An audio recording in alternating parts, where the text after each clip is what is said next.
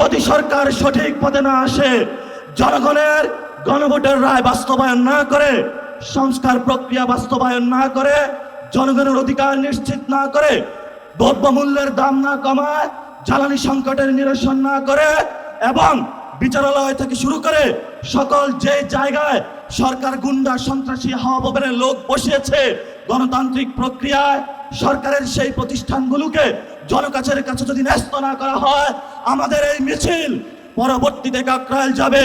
এক এক করে সরকার যে পরিকল্পনা করছে বাংকার বানানোর জন্য, আমরা সেই বাংকারে গিয়ে উপস্থিত হয়ে বলবো বাংলাদেশ স্বাধীন।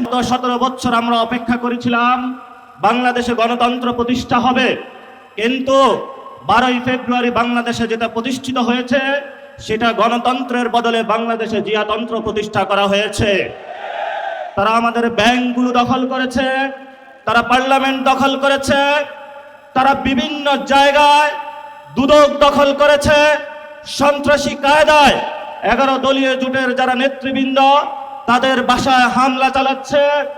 জনগণের যে অধিকার রয়েছে, যেই ভিত্তিতে জনগণ ভোট দিয়েছিল, জনগণের হাতে এখন বালতি ধরিয়ে দিয়েছে।